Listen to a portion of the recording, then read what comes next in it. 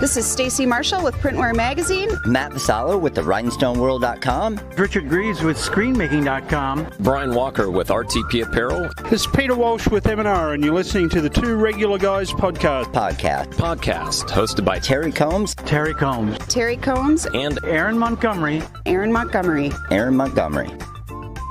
Keep on listening. I don't know if these guys are that regular. All right. Well, welcome into the show. It is Friday, March 18th, 2022. I'm Terry Combs, and you can find me at terrycombs.com. And I'm Aaron Montgomery, and you can find me at oursuccessgroup.com.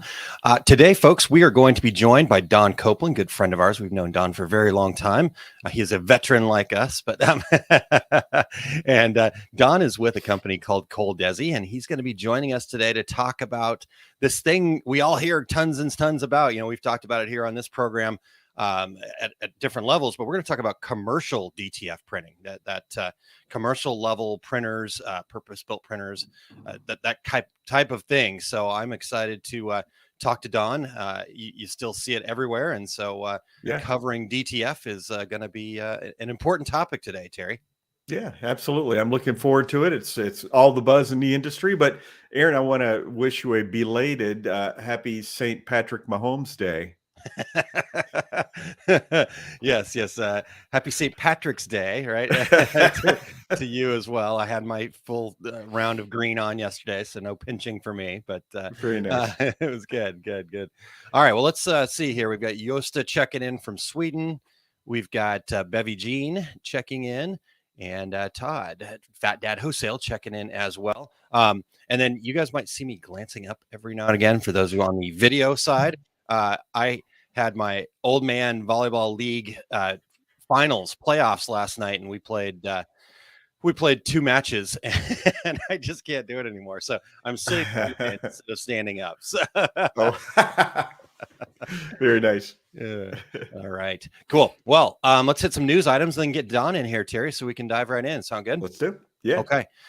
So this came across an email that I got from the Apparelist, and that's the new publication by Printing United that's being headed up by Cassie Green. Some great information going on over there. And we've talked about Dove Charney several times on this podcast. We go way back with Dove too. I remember when he was first really getting American Apparel off the ground. So I'll read the news item here. Dove Charney, the founder and former American Apparel CEO, has filed for bankruptcy. He's once again made his way into the headlines. The former American Apparel founder and CEO has filed for personal bankruptcy in Los Angeles, along with his latest business venture, a vintage clothing store.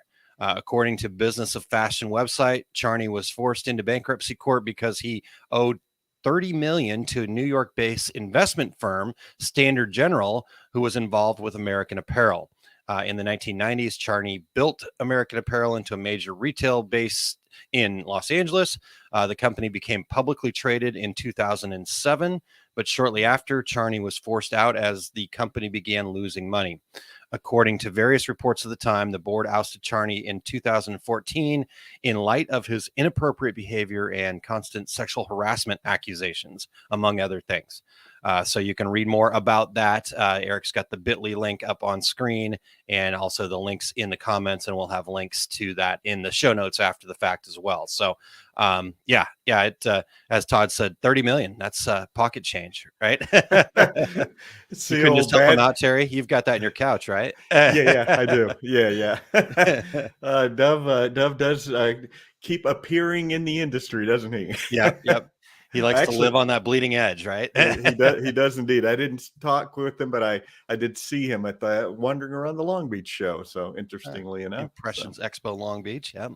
Exactly. Excellent. So, all right. Well, what about you, Terry? I don't have a news item, Aaron. More than anything, I was just wondering if any of our listeners attended or exhibited at the Graphics Pro Expo last week in Irving, Texas. We would love to hear any updates. I don't know about you, Aaron, but I basically didn't hear anything about the show from anyone. So I was just curious how the show went for the attendees, the vendors, and just curious what happened over there. Yeah. I knew a couple people going, but yeah, you're right. I didn't really hear much after the fact. So that may just be because they're really busy. Actually, I'm actually supposed to catch up with my friends over at the Magic Touch next week, and I know they were there, so I will definitely find out more from them. And I know the gentlemen from CorelTrainer.com were over there as well. So, but yes, I have not heard from them. So either that means it was slow and they don't want to talk about it, or it was really busy and they're just closing deals, right? So, yeah, and it wasn't there was no bad news, there was no good news, there was just no news. Yeah. So usually somebody has a comment out there, and I just was sitting thinking about this morning and thought, man, I didn't hear from anybody. So anyway, I went last year because it was really the first show back. So exactly. All right. Well, Terry, you didn't have a specific news item, but I believe you have a dad joke. So that's really what's important. I do, Aaron. I have a geometry joke, and everybody loves geometry jokes, right? Of course. Who doesn't, right? In the subset of math jokes. All right, here you go. Do you know what's under the Bermuda Triangle, Aaron? I do not. It's a rectangle. For our podcast listeners, that's WRECK, rectangle. The fact that you had to spell that out for our podcast listeners, Terry, may say something about the joke. I'm not sure. That does put it in the dad. Man, we've got our guests, we've got our producers, everybody's shaking their head at that one, Terry. So. All right. Well, let's say good morning to a couple more people, and then we'll get into some other things here and get Don in here. Let's see here. We had Wendy checking in. We've got Chuck. Good morning. And I know I'm missing some people here, so don't worry. I see your comments. I'm just trying to get through them all. We've got Jennifer. Good morning, and she's also checking in on the YouTube side as well. So keeping up on both sides there. Tanya says, good morning, my friends. Oh boy, the joke. So there we go. I thought, oh boy, too. Thanks for appreciating it, Tanya. Yes, there you go. All right. It's all a matter of how you read it. And then we've got Megan Brio checking in. Good morning. Thanks for being here, Megan. Good to see you. All right, Terry. Well, I'll turn it back over to you, and then we'll get through a couple things and get Don in here as well. Yeah, absolutely. Before we dive in, we want to thank everybody for checking out the Two Regular Guys podcast. We are always looking for new guests. So if you or anyone you know would like to join us, go to calendly.com/2, the number 2, regular guys with your show ideas. If you are listening to the podcast version of the show, we would appreciate you sharing the Two Regular Guys podcast with all your industry friends so they can become regulators too. We would appreciate you giving us a review on Apple Podcasts, Spotify, iHeartRadio, Stitcher, Amazon Podcasts, or wherever you do your podcast listening. We are everywhere. If you're watching us live right now, please join in with your comments and questions. And we will invite Don in just a second. Yeah, and just one second. I don't know when you said when we are everywhere, Terry, if we should follow that with an apology or how that works, but I don't think so. Okay, all right, good. And then Scott, definitely not chop liver. The comments were just scrolling by too fast to catch yours. So good morning, Scott. Thanks for being here. Mike Moldoni says, good timing for this topic and good morning. So thanks for being here. Real quick, before we do get Don in here though, Terry, I did want to just let folks know that we are open to new sponsorship opportunities now. And if you'll go to tworegularguys.com/sponsorship, you can get all of the details. And so we're always looking to partner up with folks in a manner that is about growing the industry. A rising tide lifts all boats. So that's what we're looking for in a sponsor partnership. And so again, if you'll go to tworegularguys.com/sponsorship, you can become part of this show, and we'll share something about your company every week. So good opportunities there. We shut that down last year, Terry. I know we've talked about it before, but I'll just briefly mention. Yeah, we shut it down last year because we felt like the trade shows were so important that we get back to having these in-person events. And so we felt like it was our responsibility, our part in our ninth season last year to say, hey, you know what? Let's just open this up. We're going to reach out to the main, the 4 main trade shows and say, hey, here's our calendar. You guys all pick an equal number of days, and we'll, you guys can be the sponsor that day, and just shared what they had going on to try to get them back in the swing of things, and we didn't lose anybody. So, I felt like, Yeah, it was exactly. good. Yeah. Lost a few shows along the way, but all the players are there. Yeah, exactly. And honestly, seeing new stuff happening too. So that's really Sure. cool too. Yeah. So, all right. Well, are we ready? Are we ready for some DTF talk, Terry? I think we're ready. Let's do it. Okay. All right. Well, we're going to welcome in Don Copeland, and he has been in the decorated apparel and graphics industry for over 30 years. He has been involved in the development and growth of digital products ranging from DTG to UV and now on to DTF at ColDesi, which is out of Tampa, Florida. And he's been doing that with them since 2004. Currently, he is product manager for digital ink products involving these products, as well as helping with development of new and emerging digital technologies. Let's welcome into the show, Don Copeland. Hey, Don. Morning, gentlemen. Hey, Don. Good to see Happy Brady's coming back Friday. There you go. That's I'm right. a Holmes fan. Yeah. little football rivalry happening. There you right go. now. There we go. Love it. how about that guy that paid $500,000 for the last touchdown pass football, and the next day Brady came back? I think I Brady actually owes knew him the guy some who money. got the other one. You know the guy where he gave him the ball and they took it back and gave him all. That was a friend of the family's son. Wow. Who got all that stuff. Yeah. Yeah, that guy with the $500,000 ball that's worth about $100 now.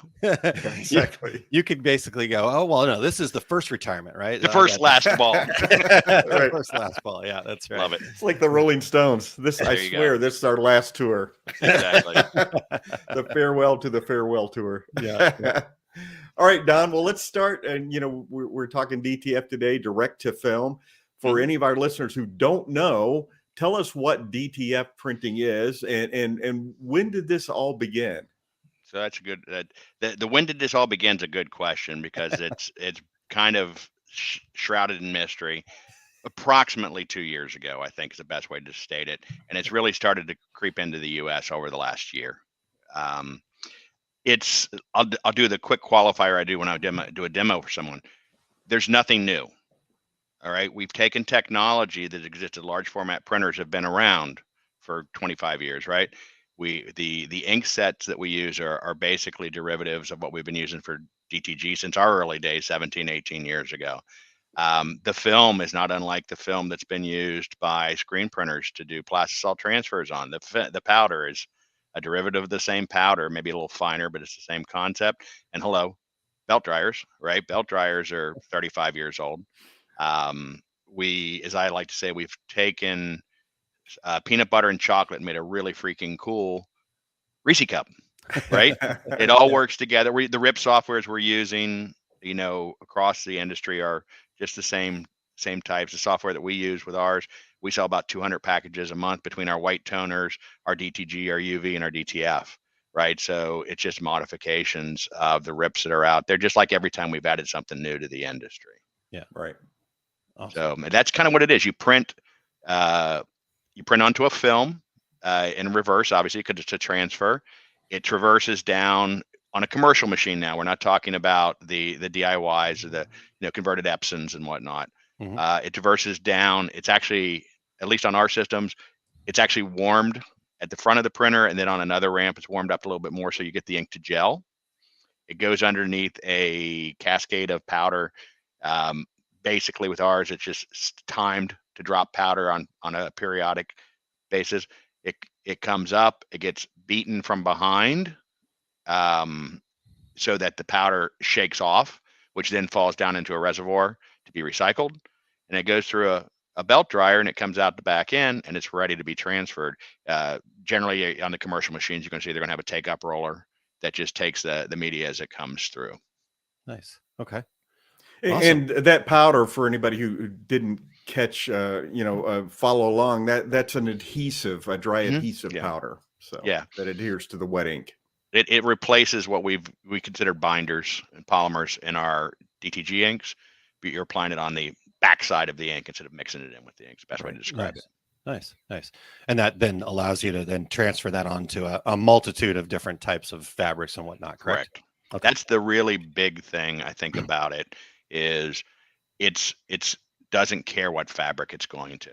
Okay. All right. Yeah. Well, Well, let's talk about that then, Don. I want to talk about kind of what has been the impact. You said, about 2 years ago, really kind of coming into the U.S. market over the last year. We talked about it at the front of the show, how this is definitely the life of the party right now, right? Lots of conversations about it, but what has been the real impact of it?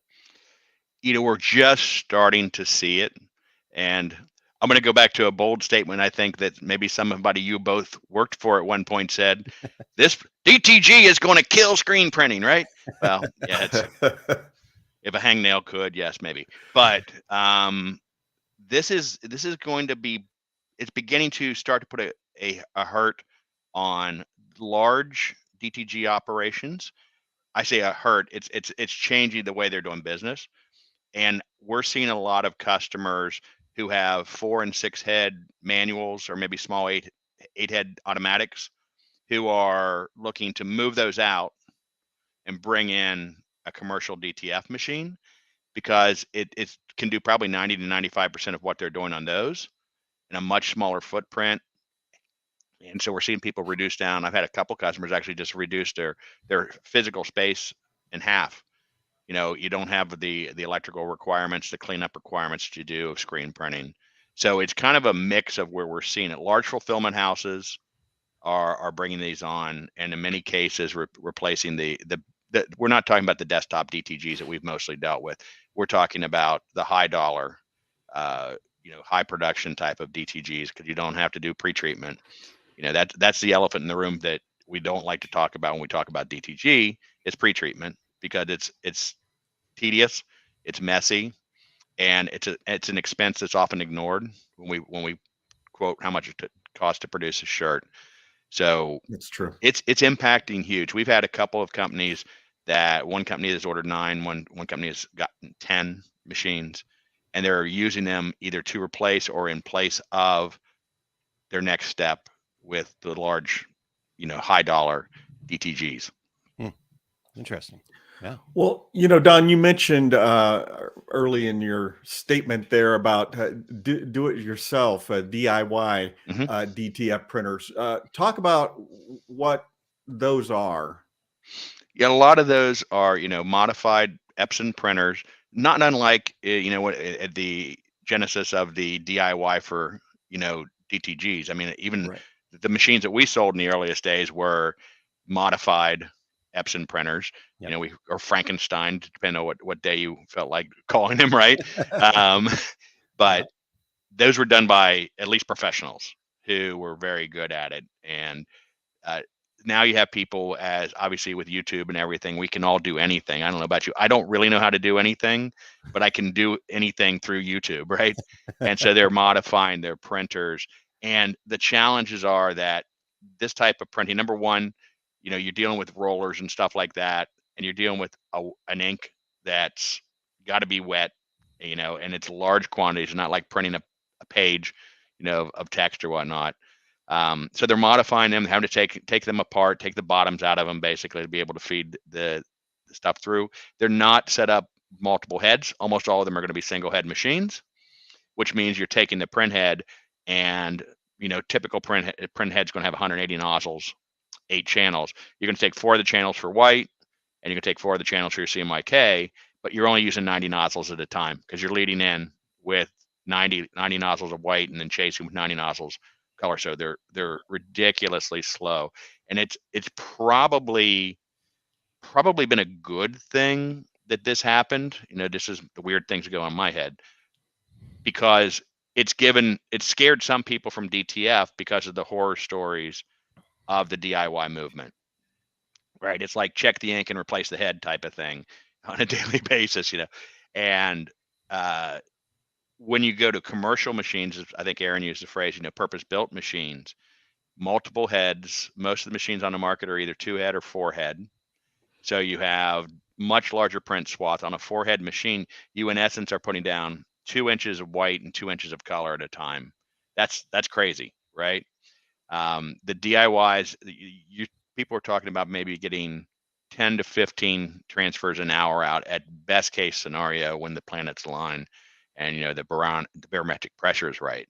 Whereas on a commercial machine, I can just go from what the times we get on our machines, they range from 50 linear feet an hour, which is 22 inches wide, up to 150 linear feet an hour, 22 inches wide.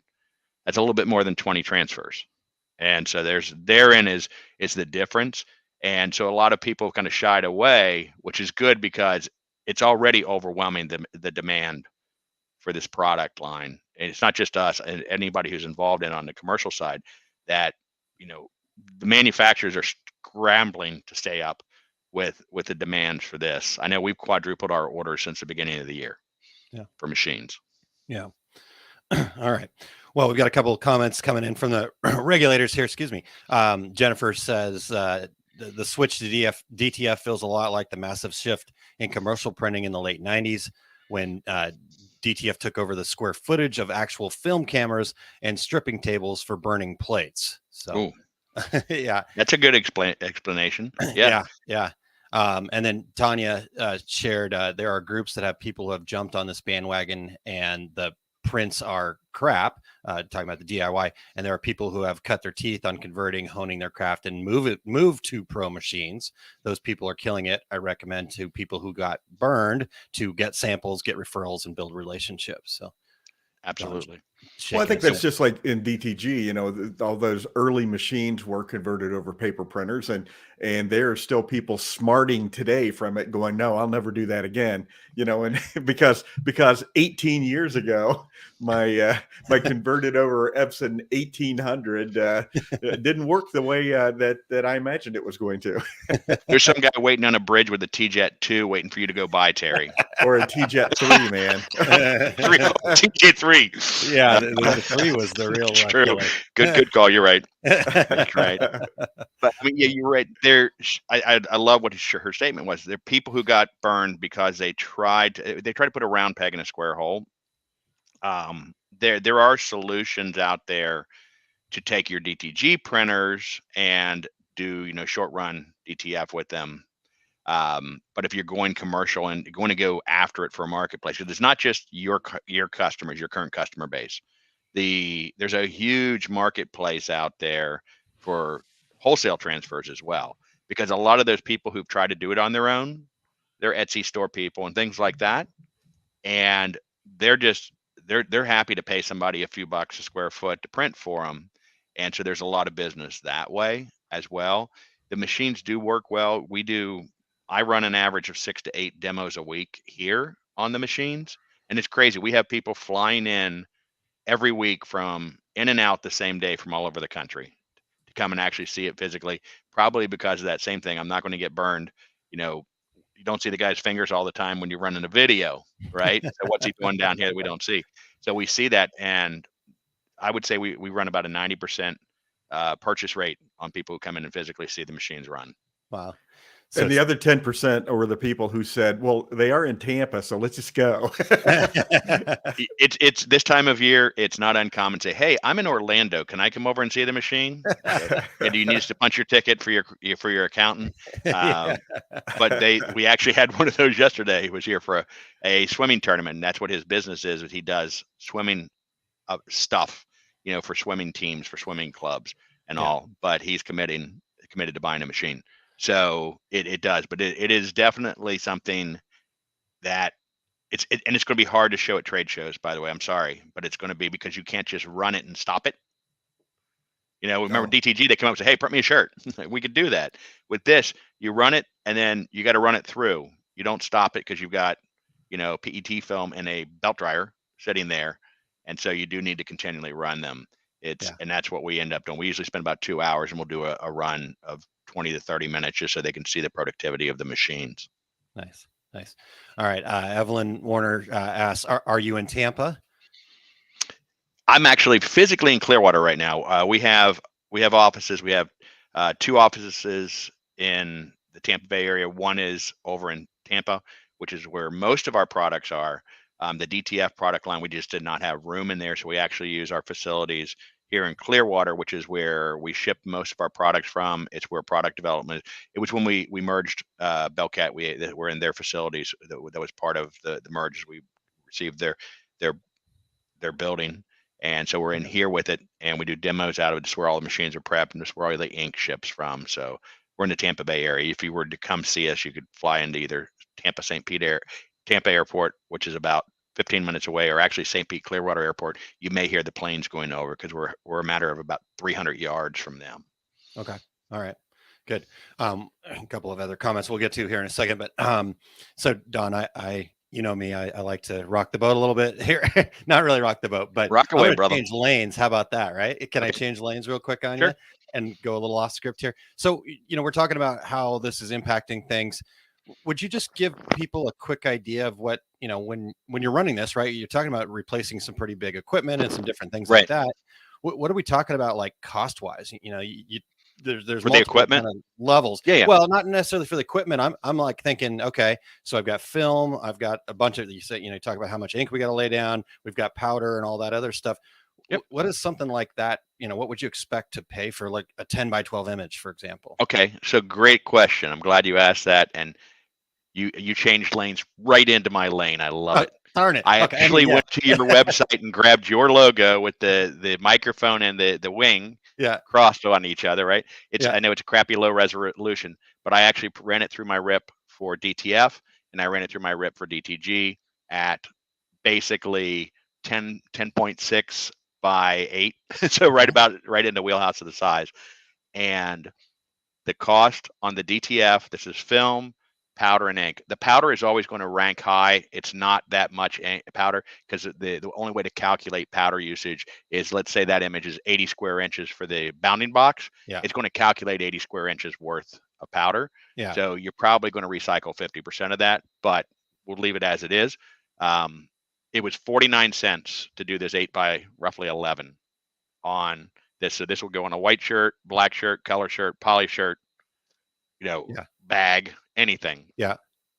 Ran the same thing through our rip for our G4, and we're not the cheapest on ink in the market. So even if you half the number, which would be ridiculous, it was $1.90 for the exact same design for a color shirt. So you have white underbase color, and that's not discussing the elephant in the room, which is pre-treatment, which is probably another 30 to 40 cents. So roughly 20 to 25% of the cost on dark shirts. You're probably going to be more like 50% of the cost on light shirts, because we don't differentiate. We do have settings in our rip to do white shirt, color shirt, black shirt. But for a standpoint of people who are doing production, they don't want the guy having to worry about, did I grab it from the right stack? So we just do everything as a color shirt, and it's fine. We're not laying as much ink down as we do in DTG, so it doesn't have as heavy of a hand. Interesting. All right. And then Jennifer says, piggybacking on Aaron's question, what is the sweet spot between commercial use and actual utilization for your own shop from an entry level perspective? So I don't know if you can kind of pull something out of that. So, I mean, you got to discuss the cost of the equipment. Our systems run between $26,000 and $36,000, and that's for the printer, the shaker dryer, the software, a good set of startup supplies, and all. We're finding that our smaller machine will produce up to 1,500, but mostly say around 1,000 transfers a day for typical size, like we discussed there.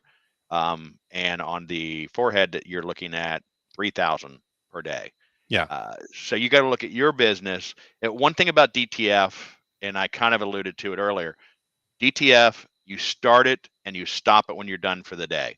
You don't want to start, stop, because you have a lead in and a lead out of waste material. You got to have a bit of a lead in to get it fed into the machine. And then you have to have a lead out so you can hold it as it goes through at the tail end. I describe it to people. It's like flying an airplane. It's hours of boredom broken up by moments of exhilaration at the beginning and at the end, right? So you have those waste there of a couple feet each side.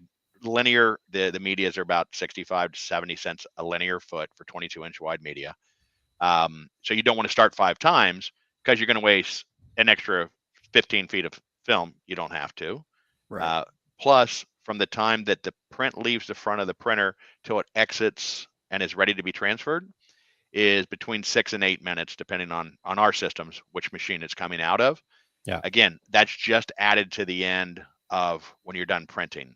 Yeah. So if I do it 5 times in a day, I'm wasting another 40 minutes or so that I don't have to, as opposed to running it, and it's just that 8 minutes at the end that it comes off. So if you're doing your own shirts, it's obviously huge. Yeah. Because you're probably paying $2.50, $3 a square foot at least for transfers. Okay. And I see an average in the 60s for what it costs to transfer. Yours is a good example. You're at for 85 square inches or so. We're at 50 cents, and so about 65, 70 cents a square foot for most of the transfers. Because you don't do, it's a transfer. You're not going to do shields that are solid, right? I don't care how you do the transfer, unless it's sublimation, it's going to feel like a Kevlar vest, right? Yeah. Now you're doing hoodies and sweatshirts, maybe. But for your average coverage design, you're going to find that, if you can probably print 100 shirts a day, you're going to be easily paying the equipment off. And if you're selling the shirts themselves, it's probably going to be quicker than that, because most people are making about $2, $2.50 a square foot for transfers, just selling cutout transfers to people. Okay. All right. Did that answer the question? I think so. And yeah, Jennifer says nods understanding. That was actually my process when burning film as an art director in commercial printing. So yeah. And then Mike and Evelyn, I've kind of noted your questions in my brain, and Eric can hopefully help me find them later. So we'll come back to those, Don. But Terry, I know you've got a question for Don as well. Yeah, Don. So this isn't going to be like a desktop variety of printer, like a do-it-yourself type machine. So what kind of requirements are we talking about for power, the footprint, even getting the machine into your facility? Talk to us a little bit about that. Yeah, it's a good question. So again, I can only speak from our product side, so that's what it's going to be based on. Yeah. We have 2 machines currently, a 2-head and a 4-head. The 2-head, you need, space-wise, it's about 12 feet from nose to tail. And obviously you need to give yourself a few feet around each side to be able to work with the machine. The dryer itself, without the take-up reel, which it comes with the take-up reel not installed anyway, you have to put it on with 4 screws, needs a 35 and 3/4 inch opening. So, that can limit some folks. Yeah. Generally, I've been doing this long enough. I know you guys did this for a long time. People just heard me say we need a 35-inch door. No, you need a 35 and 3/4 inch opening, which is generally means you're going to have to take the actual trim off of the door to get it in. The larger machine is more like 44, 45 inches for the dryer on that. Yeah. So it takes space, and that machine's about another 2.5 to 3 feet long as well, and the width is probably another foot and change wider. So you need some space. You wouldn't believe that if you came and saw my demo room, because we limit the diameter capacity of people who walk between the machines, because they're that close together. We got about a 2-foot gap between them because it's that tight. So power wise, the smaller machine, the 2-head, requires a 220 20 amp for the shaker dryer, and then a 110 for the actual printer itself. Yep. Where we've made the biggest changes, and this is a lot has to do with our partnership with Belcat. The bigger machines came in, they were rated for 40 amp 220 for the shaker dryer, and then it needed another 220 for the printer. So, and I think the smallest you can do on a 220 is 20 amp, but you could run them with a 50 amp to run both. But we've done a lot of work, and we've got some stuff we're actually applying for some patents on, where we actually have got the entire system running off of a single 220 30 amp. So you fire it up, it powers up the printer, it powers up the dryer, and they're isolated inside of the machine, so you don't have to worry about the dryer causing problems with the printer. Nice. And also it powers the take-up reel as well. So most people are going to have to put, for the 4-head, they're going to have something done, because most people don't have a 30 amp just sitting there. But a 20 amp is pretty much your standard, like you would a 220 at your house for something. Yeah. So it's something you have to think about. And the sizes, I always tell people, either you need a roll-up door or a double door on the 4-head, and you need to make sure you measure very tightly or have a sledgehammer with you when you bring the smaller unit in. But this is not something we're selling a lot of people. Right? Not Yeah, the machine. yes, exactly. Right. Save that for the TJet 3. But no, we've had some people who are in commercial set at, storefronts, and they've actually had glass removed from the front. Yeah. And then, Right. and one thing we've learned is with bigger things like this, tell them contact a piano mover. They'll get it in for you. That's what they do for a living, right? Yeah, that's a good call. That's a good idea. And Don, just like the large format DTG printers, that's not a machine that you're going to put in your dining room. So. Right. Yeah, I think that is important to note here is that we're talking about commercial DTF printers and Right. so real quick too, I don't know if you got to it and I just missed it, but and I know you said like in your demo room you've got them packed in there pretty tightly, but for a production facility, what kind of a footprint should they kind of plan on for? So I would say at least 10 feet wide for the two head and probably 18. 10 by 20 is probably safer. You have to need to get to the back of the machine because that's where you load your film. That's where your ink reservoirs are at. You need to get to the tail end of the machine because that's where your take up reel is. If you wanted to, you could actually off center it to the side because the side that the controls are on, say the right, where the capping station are on the printer, is also the side where all the controls for the belt dryer are. And so you could offset that. So you wouldn't center it on a 10 by 20. You would probably center it on you probably put it 1.5 feet over from the center so that you have more room to work on the side you're working on. There's nothing on the other side that you really ever need to get to except when you do maintenance on the machine. You actually bring the head unit all the way over and you open up a tray so you can actually get under to work on just cleaning around the edges of the ramps on the head. Awesome. Okay. All right.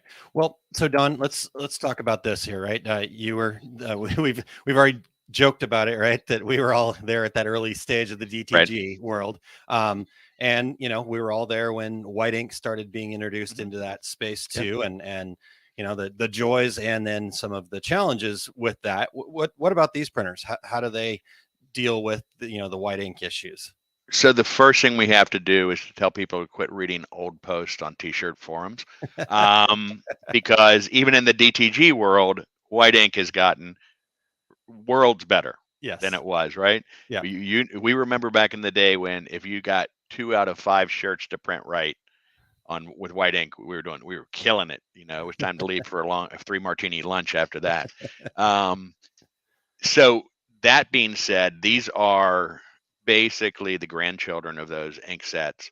The difference is they don't set up. If you were to print out a white t-shirt, it's a black t-shirt with white ink on it on your DTG and let it set and come back to tomorrow, later in the day, tomorrow, touch it, it's going to be pretty dry, right? Yeah. These inks gel, they do not dry up the same way. We've actually left something hanging on the front of the printer and come in the next day and run it through the powder and it still took the powder. So they don't dry as readily as, we run a lot of ink through these machines when we're doing, because a typical demo I do is 30 to 50 feet worth of transfers, right?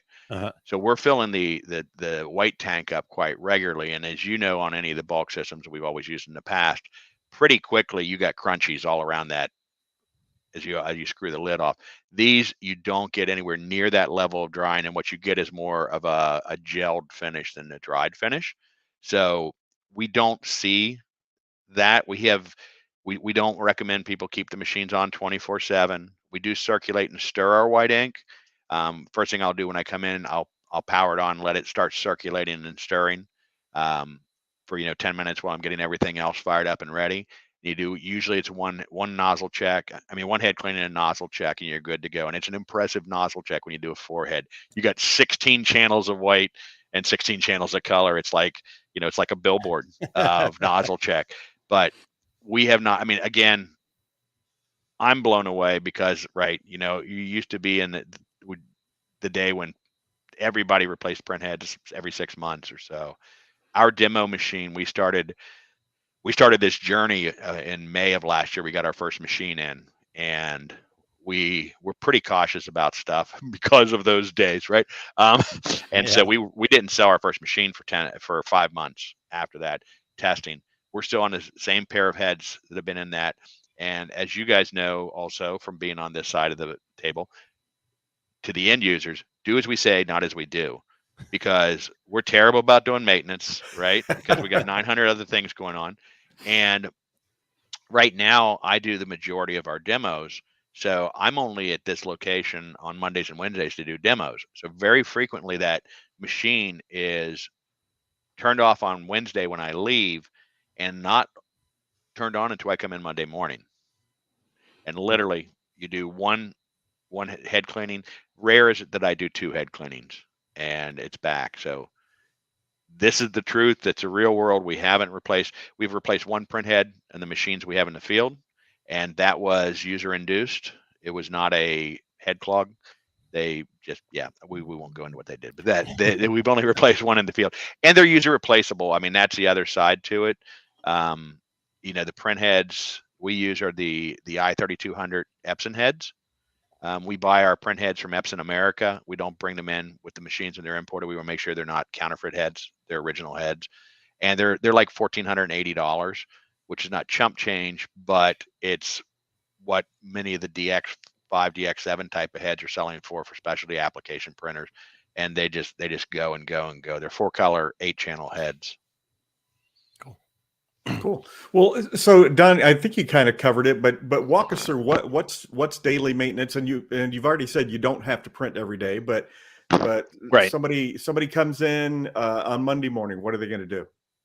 So on Monday morning, you're literally gonna power the machine up. Most of these machines that are using the I-3200 and using I think it's the P600 heads, have a same controller. There's a company that's developed a controller for them. So you fire up the software that's part of your PC, that's part of the system itself, turn the machine on, do a head cleaning, and do a nozzle check. That's it. The maintenance is on the back end. So at the end of a day of production, what you'll do is you move over the print head carriage. And this is, again, coming from the days of converted Frankenstein to machines when you had to you had like a jeweler's loop on so you could see inside of stuff, and you had the person with the skinniest fingers on the company go in and do maintenance. These are like, see how big my hands are?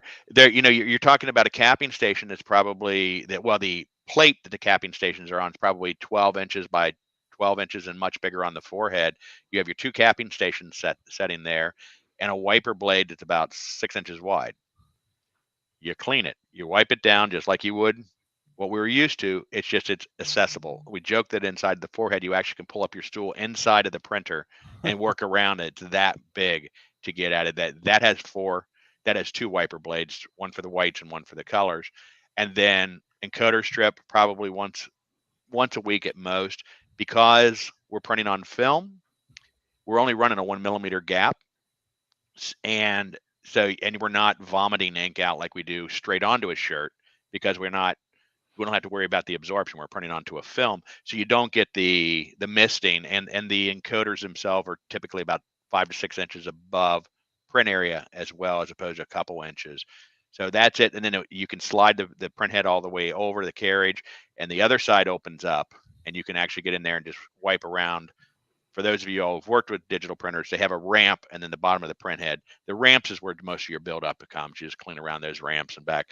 Literally, I just talked more than it takes time to do. When I did the training video for maintenance, I think it took me 10 or 12 minutes to film it, and it's about a 5 to 6 minute process at the end of a day of production. Okay. Awesome. Good information. All right. Well, let's get back to a couple of those regulator questions here, Eric. If you can scroll back up and find what Mike had to say here. He said, how does DTF feel and breathe as compared to traditional screen print or Supacolor, which he's told is not DTF? So tell us about the hand there, Don. So the best thing to compare it to is plastisol transfers. Okay. It is a transfer, right? You can create some negative space. We have the ability in our RIP also to do dots and stripes and things like that to can soften stuff up as well. It is not. Let's take it from the opposite direction. It's not HTV, right? Yeah. So it's not as heavy a hand as heat transfer vinyl. It's not as soft as DTG, which I think is on the other end of, Yep. of direct image or transfer processes. And it also has to do who you get it from. We spent 5 months perfecting this. I don't want to sound braggadocious, but the group of people that have been collected where I work at, there's some heavy hitters here who've been around this stuff for a long time. You've got the Belcat guys, you got Jared, you got myself. We have a lot of us that have a lot of background in this, and so we've worked with our software manufacturers to control how much white ink we put down, and we probably tried 5 different ink sets and films and powders. So not all are critical. I'll tell you, the owner of the company called me in December of 2020 because there were only like 4 of us working in the building at that time, and he was bored. No, he said, and he showed me, he goes, "What do you think about this?" I go, my whole last 16 years of my career have been a lie. Why are we talking transfers again, right? And then he showed me some samples. I go, "Well, don't have to worry about that. These look like crap." And they literally, it was like you had taken a DTG print, the amount of white ink we did, and then you slapped a piece of bologna on the bottom of it that was going to smish out. There was no sharp edges, had a really heavy hand. And so we had to refine it from that. So they do have a light feel, but I mean, you could put a full coverage on your chest, especially like on something like a performance wear, which is going to be more form fitting and thinner. You're going to know it's there, but it's going to be the same if you screen printed on there, if you did a plastisol transfer, or you did a heat transfer. The only thing it's not going to have is going to be the sublimation, which really doesn't look good on black, by the way. Doesn't show up on black, but right, exactly. It's there. Yep. All right. It's a tonal look, Don. It's can't see black on black. No, okay. Yeah. All right. Well, so that's another show. Yes, that's right. That's right. All right, Mike. So hopefully we've got that answer for you. And then Evelyn asks, just talking about like if people that aren't quite ready to jump into the commercial space, would you be able to connect us with people that have machines and a person Absolutely. who can produce these? Do you guys have like customers that are creating transfers for others that you could connect people with in their area? Yeah, we do. I mean, we have it's really hard to for most operations. You could be a $5 million a year company and buy one of these things, and you're probably not going to run it 40 hours a week. Yeah. If you do, you're really happy, right? Yeah. Or we need to talk to you about what you're charging for your output, but that's another story. So a lot of our customers are amenable to doing wholesale work for other companies. In fact, it's one of the things we use as a selling point is that, listen, you're probably not going to run it. Most people are only going to run their machines a couple, 3 hours a day, which is huge for them also, because when you start to look at it, it's like, well, why do I need to go to a bigger machine? If you go to say you're running it 3 hours a day, if instead you went from a 2-head to a 4-head, you're now running it 1 hour a day, you're saving 10 hours of labor a week by doing it. But then again, if you can fire that up and run it another hour or 2 a week, even at 150 linear feet an hour, you're putting 600 transfers out there as well. So we have a lot of customers doing that. I mean, and this has been a tsunami of sales. We took our foot off of, we put it in gear basically at the very end of October, and here we are coming into the end of the first quarter, so not even 6 months in, and DTF machine sales are 2.5 to 1 over DTG sales, and we're an established DTG player, right? And dollar wise, they're tripling what we are on DTG for sales. So we have a backlog of machines. We're getting machines in and produce as quickly as is humanly possible, given the state of everything. And so a lot of our customers who buy machines, who are waiting for their delivery times, other customers are stepping in and helping them fulfill, and we're going to play that forward as well.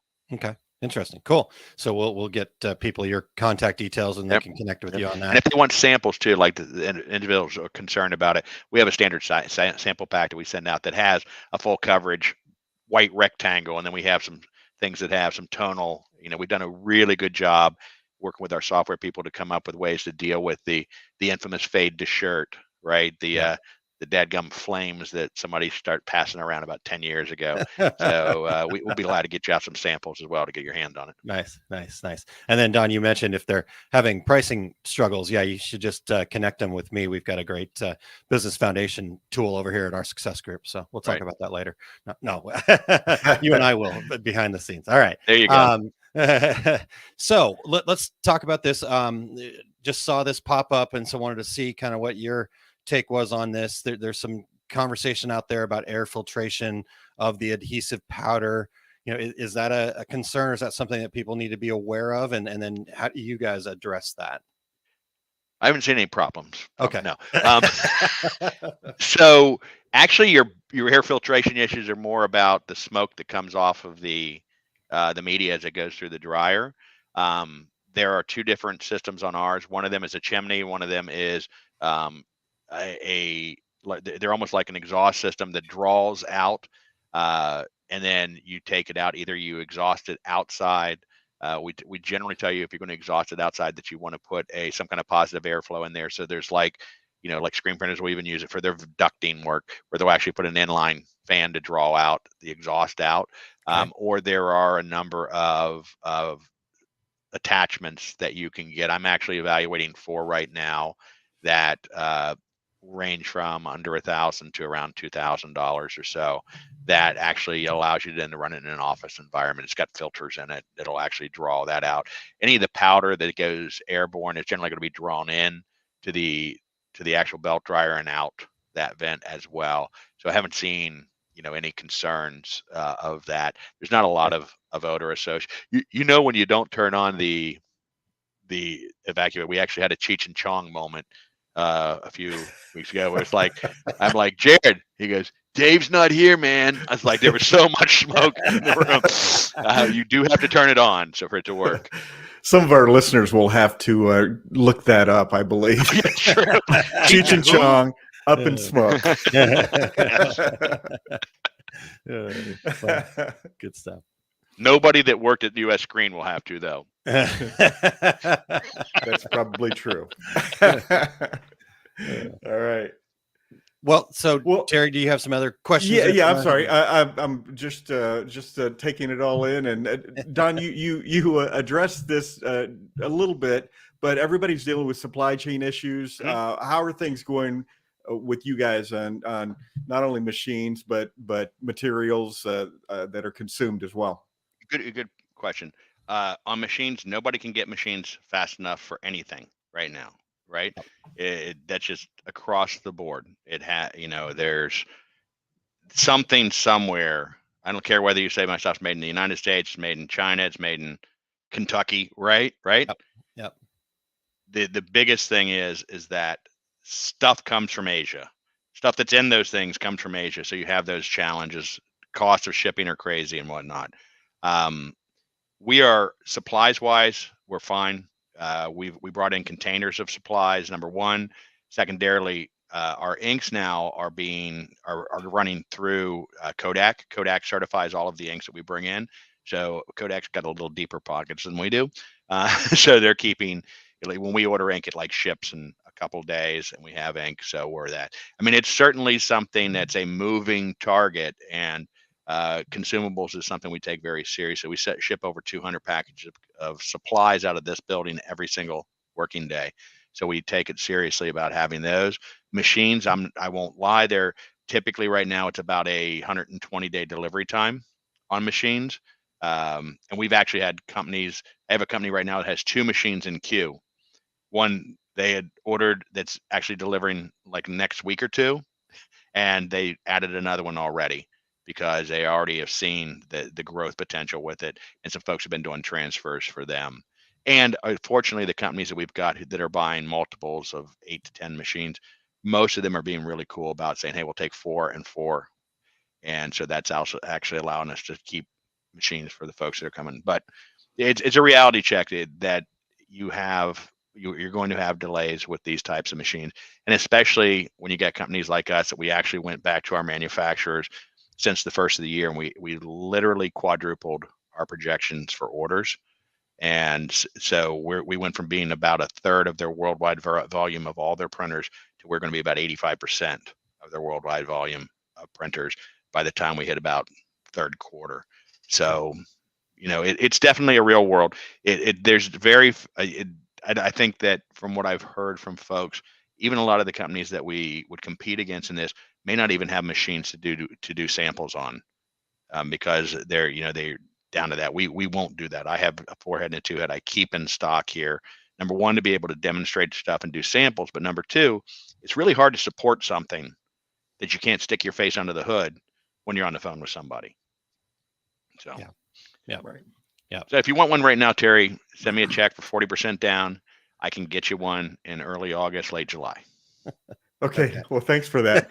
In case this gig with the chicken wings doesn't work out for you. Yeah. Terry, you need to go get your checkbook, or I can cover it for you. No, okay. I would say his credit's good, but I would be lying. Wow. Oh, I did have wings last night, by the way. Don't take me lightly. All right. Real quick here, a couple more questions from our regulars before we get you out of here, Don. First off, Scott said he won't have to go look it up, so we're good there. Mike Muldoon asked, you mentioned negative space, so it can kind of do halftones and such. Is that correct? Or Yeah, so you can we have modes that we call fades, and it addresses the way we deal with translucency layers, but also in the software. And Terry and Aaron know we use CADLink, right? And the CADLink RIP has the ability to actually, for those of you who know how to do it, to actually do screening methods as well. So you can make it look more like a screen printed fade as well. So you can set it up that way. We've had customers actually do it themselves inside of Photoshop or whatnot and send it. There's different ways to deal with it that we address. And you play, basically it's just playing with how you put white down underneath of the areas that are not 100% opaque. Cool. Okay. Awesome. And then we don't need to get too deep into this, Don, but Evelyn asks, is anyone in the U.S. planning on producing these, to your knowledge? Nobody builds printers in the United States. Yeah. You can't. I mean, all of the printing technology, it all cycles back to initially to Japan, which is where most of the print heads come. But a lot of the leading edge development of the controllers and things like that is coming out of China. Is where most of it's coming from right now. On all machines, all printers in large format and whatnot. Yeah, exactly. Okay. And then one last one here for you, Don. Tanya said she may have missed it because she had to walk away, but is training on site as well as the install? How does that?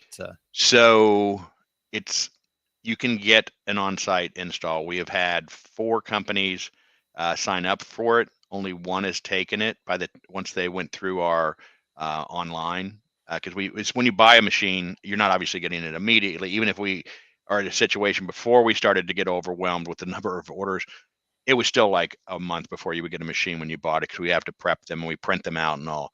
The machine comes to you completely assembled on the stand. We've printed it out. We've done all of the head alignments and everything is done. And then literally the dryer, you roll it out of the crate. You install the take-up roller to it. You plug it in. You put on your ventilation system for it, and then you turn it on for half an hour to get that new car smell out of it.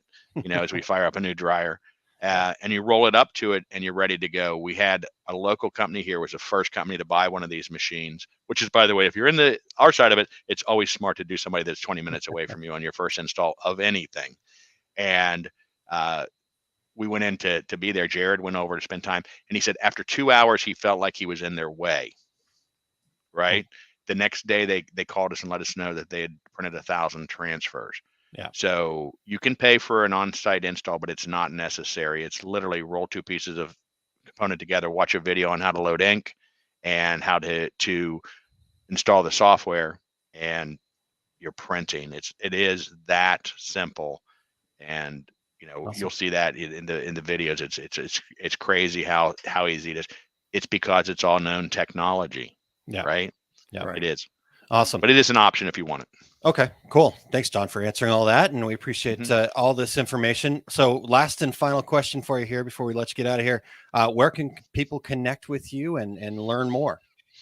So they can go to ColDesi.com, COLDESI.com. And we have multiple product lines. You can jump off onto the DTF there, and we have a group of like 3 guys who mainly are handling the sales of DTF, all of them very knowledgeable. One of them's probably got almost as much time in the industry as I do. And they'll answer questions for you about pricing, availability, and stuff like that. And any technical questions you have, they'll bounce through to me. If it's something you're serious to the point you want looking at a demo, we do live virtual demos as well.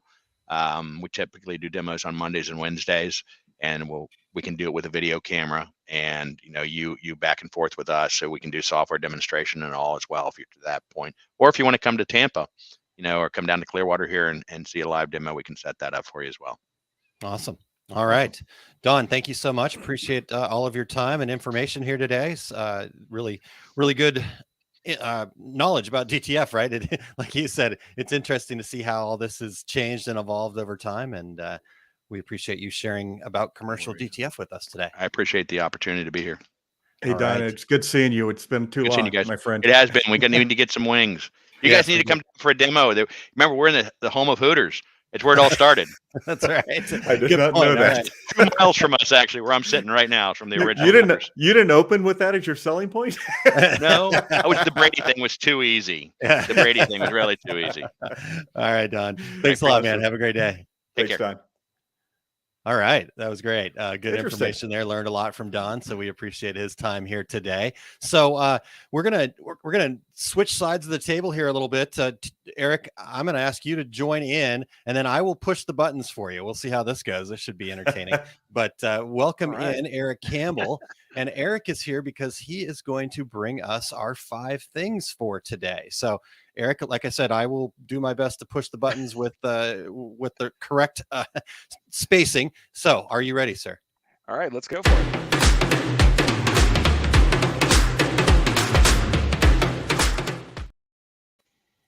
All right, folks. So these are 5 reasons to keep up with continuing education. So you guys know that we teach a lot. We go to the trade shows and teach quite a bit. And there are actually really good reasons that we like to have you out there. It's not just because we want to see your shining faces, though we certainly do. First one, pretty obvious. The one that we always kind of hear people use is improving your existing skills.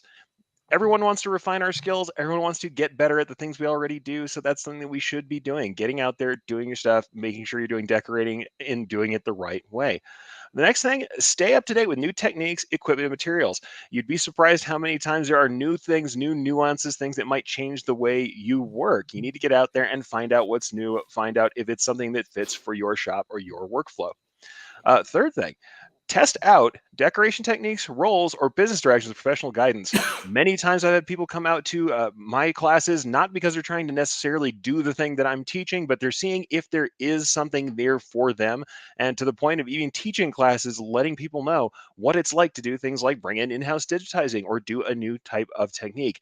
Often the people who are teaching are either in the space of doing that work or are in the space of servicing the equipment that does that work. And it can help to hear from them the kind of experiences they have or the experiences they've seen out in the field. Next one is to increase your confidence. If you are working entirely in a bubble, you're working by yourself, sometimes you don't really know where you're at. Getting out, seeing real samples, seeing experts, and talking to them about process can increase your confidence even if you aren't learning brand new, mind-blowing things. You may find out that you are on the right track, and it can help you when you feel like you're in the dark. And last but not least, make connections with like-minded, growth-oriented people. The people who are there to educate themselves, to learn, and to get better are the best kind of people you can be discussing your business with. Frequently, one of the best things you get, especially out of live continuing education or continuing education where you can interact with the people around you, is a chance to be around people who might not be your direct competition, that have that same mindset and that growth orientation, and who are in the kind of business you have or adjacent businesses who can give you that kind of insight. So the connections you build there are incredibly worthwhile. And that's my 5 reasons for keeping up with continuing education.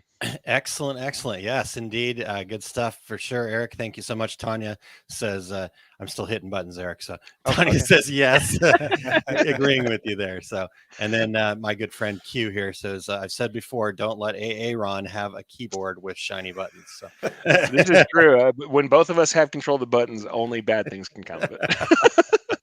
right. All right, Hey, folks. Eric, while you're here, sir, Oh. would you share with us what you've got coming up here? Hey, why not? Yeah. Why not? Let me actually get to that section of the outline.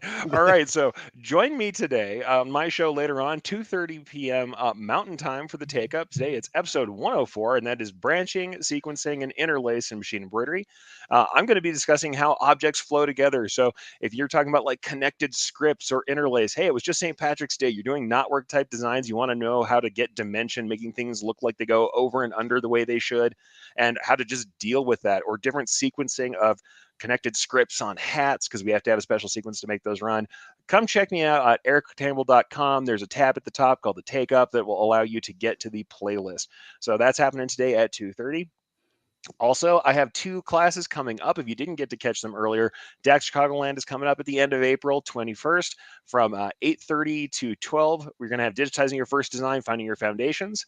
And on the 22nd from 2:20 to 3:40 p.m., design, editing, and alteration. So get over there to daxshow.com to find out more about not just my classes, but all of our classes. Excellent. All right. Eric, thanks so much, sir. And back behind the table, please. Back off screen, folks. Awesome. All right, Terry, what about you? What's coming up for you? Well, I have the upcoming Impressions Expo in Atlantic City on the 24th at 1 o'clock. I'll be doing everything you hear about DTG printing on the internet is wrong. And the next day, on Friday the 25th at 10:45, exactly when this show is going on, I'll be doing screen printing specialty inks. And then the DAX show in Chicagoland, Tinley Park, April 22nd at 10:20, specialty inks and how to use them properly. And at 12:30 the same day, why is getting started in DTG printing so confusing? And then, Aaron, my complete screen printing business class at Workhorse Products here in Phoenix will be May 14th and 15th. And then the following week, I'll be in Chicago at Atlas Screen Supply, May 21st and 22nd, doing that exact same class. And all my upcoming screen printing classes for 2022 are on my website, along with all my other events. And that is terrycombs.com. How about you, Aaron? Well, before I get to what I'm sharing, I did want to just give you a quick shout out, Terry. I was talking to a friend of mine that I've met through the DAX shows, Chris Lunn, and you may remember Chris because he was just in your class there in Chicago. Yeah. And I just, I said, hey, so how was it? Right? I was just trying to see, is Terry really as good as he says he is? Nice. And Chris has been in the industry for a very long time, and he said, based on that fact, he was kind of going, okay, well, it'd be a good refresher. He said, yeah, I walked away with lots of great information, really, really enjoyed it, and felt really confident leaving, being able to talk screen print. So there you go. A little testimonial for you, Terry. Very good. All right. Well, for me, the thing exciting, really pumped about this next week. There's going to be this virtual summit called Mountaintop Motivation, and it is a 3-day summit. Actually, it starts on March 23rd, goes through March 25th. 21-ish, maybe a few more speakers happening over those 3 days. And I'm really excited to be a part of that. My presentation is going to be about conquering fear and thriving. And so that'll happen on the 24th, but tune in all 3 days. And what makes this even better, it's free. This whole is like the 3 days of incredible mindset and just kind of inspiration and great tips that are going to be shared by a wide range of folks happening again all 3 days. So I'm really excited to just partake in it as well. You can find out more about it and sign up for your free spot in that at osg.link/MTM for Mountaintop Motivation. So osg.link/MTM. So make sure you check that out. And then the other 2 things that I'll share here. I've been really enjoying this new app called Volley. In fact, I even have a mug that I made with Volley on it, right? And it's not about volleyball. You guys might think Aaron's a volleyball nut. Of course, no, it's actually volleying information back and forth. So I kind of call it a Slack. If you've heard of the Slack communication deal, it's like Slack, but with video. So it's asynchronous, meaning I don't have to be on the other side when somebody sends me a message, or there can be group chats and stuff like that. And anyhow, it's just a really cool thing. And I've created a space over there where we're discussing business tips, success principles, all sorts of great information that how we want to grow that space. Right, it's just starting to get going. So it's mainly me and a couple other folks talking right now, but we want everybody to jump in there and discuss, share, ask questions, all that kind of stuff. So you can check that out at osg.link/volley, VOLLEY. And so, yeah, I'm really excited about that. It's really cool space, and I've had a great time getting involved. So there's the other side of my mug, by the way. Check it out. All right. And then coming up here in about 20 minutes, we've got the half with Eric and I, and it's a wide open 30-minute Q&A, just open discussion, right? We get in with lots of introductions and saying hi, but we love getting into your questions right away, or thoughts, right? We can discuss anything. You want to talk about DTF over there? We can kind of go, hey, this is what we heard Don say, right? And we can interpret or whatever. Or we can talk about, heck, we've talked about chicken wings. We've talked about the best dipping sauce for wings, which is ranch, we all know. And right, Terry? Oh my gosh. I was at Wings Place last night, and I had to ask for blue cheese, and I was really offended because he said, well, it comes with ranch. Really? Yeah, because they know it. Anyhow, so it's a great conversation. It's not scripted at all. We love it. It is only 30 minutes, so you're only need to participate that long. In fact, we kind of have a little bit of fun at the end where we'll shut off in the middle of a sentence, and and then I see Jennifer coming in with naked wings are the best. So, all right. So that's kind of what happened. I'm going to be at DAX Chicago too, but we can talk about that more next week. Also going to be at Everything Embroidery Market coming up, but I shared a lot of those things last week. So we're way into bonus time here, Terry. I think we've done the damage that we can do today. How's that sound? I think so too. All right. Well, Terry, let's close this show up then, would you? Yes. Well, we want to thank Don Copeland from ColDesi for giving us a great DTF education. We want to thank Eric Campbell for keeping the wheels on the podcast bus going round and round over there, Eric. And being live on screen too. So yeah, and exactly. Thank you for filling in there for me real quick. I was at the wrong part of the outline, but all right, you guys. Well, Terry, as you mentioned, you're going to be in the middle of a seminar. I still am a little kind of don't understand why you don't just do the two regular guys during the seminar. People would love that, right? No, I'm just kidding. So you will be at a seminar, so it will be myself, but we're going to be joined by Jay Bissell. He's going to be stepping in and helping out, and the conversation is going to be about 2022. Gosh, I keep having a hard time saying that, right? I can't believe it's 2022 apparel trends. So really excited to chat about that with Jay, and we'll see. We may have some other people that pop in, and heck, Eric actually is going to be around too. So we'll see how it's all going to go. It's going to be a fun show to talk about the 2022 apparel trends. So that's happening next week, Terry. I hate that I'm missing that. I think it's going to be a lot of fun. But until then, I'm Terry Combs. You can be team replay, Terry. Sorry. Exactly. All right. I'm Terry Combs. He's Aaron Montgomery. And we are the two regular guys. Here we go. We're out. Awesome. Thank you for listening to Two Regular Guys. Check out our website at tworegularguys.com. That's the number 2, regularguys.com. You can also interact with us over at our Facebook page, facebook.com/tworegularguys, or send us a tweet, twitter.com/tworegularguys. And we have a YouTube page. You can find all that from our website, tworegularguys.com. Thanks for tuning in, and we look forward to spending some time with you again next week.